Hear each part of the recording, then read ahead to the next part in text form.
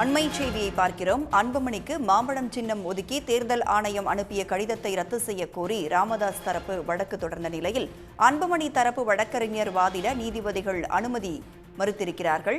கூடுதல் விவரங்களோடு சிறப்பு செய்தியாளர் ரமேஷ்குமார் நம்மோடு இணைந்திருக்கிறார். உத்தரவு குறித்தான விவரங்கள் ரமேஷ்குமார்.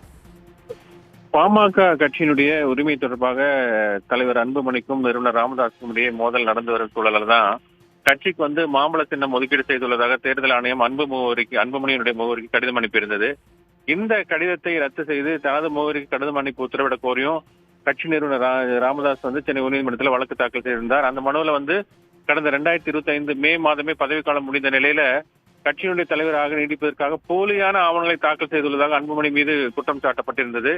மேலும் கட்சி நிறுவனர் என்ற முறையில தன்னுடைய அங்கீகாரம் இல்லாம சட்டவிரோதமாக கட்சி கூட்டங்களை நடத்தி அன்புமணி உரிமை கோர முடியாது என்றும் அந்த மனுவில் தெரிவிக்கப்பட்டிருந்தது. கட்சியிலிருந்து நீக்கப்பட்டுள்ள அன்புமணிக்கு தேர்தல் ஆணையம் கடிதம் அனுப்பியிருக்க கூடாது என்றும் சின்னம் ஒதுக்கீடு தொடர்பாக தனக்கு தான் கடிதம் அனுப்பியிருக்க வேண்டும் என்றும் அந்த மனுவில் அவர் தெரிவித்திருந்தார்.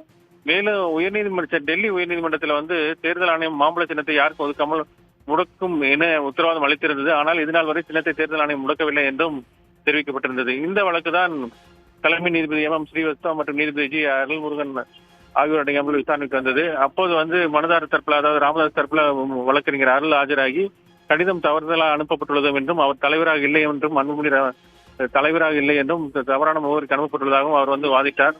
அப்போது அன்புமணி தரப்புல ஆஜரான மூத்த வழக்கறிஞர் ராஜா இதில் தாங்கள் தான் எதிர்த்தரப்பு என்றும் தங்களுடைய வாதத்தை கேட்க வேண்டும் என்றும் தெரிவித்தார். ஆனால் நீதிபதிகள் அனுமதிக்க மறுத்துவிட்டனர். மேலும் தங்களையும் இந்த வழக்கில் இணைக்க உத்தரவிட வேண்டும் என்றும் கேட்டுக்கொண்டனர். ஆனால் அது பிரதிவாதியாக இல்லாத போது, அதாவது எதிர்த்தரப்பாக இல்லாத போது எப்படி நாங்கள் அனுமதிக்க முடியும் என்று கேட்ட நீதிபதிகள் இந்த வழக்கு குறித்து பதிலளிக்க தேர்தல் ஆணையத்துக்கு உத்தரவிட்டு 3 வார காலத்திற்கு வழக்கை ஒத்திவைத்திருக்கிறார்கள்.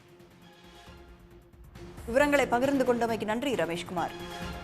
உடனுக்குடன் செய்திகளை தெரிந்து கொள்ள சன் நியூஸ் பெல் ஐகானை கிளிக் பண்ணுங்க.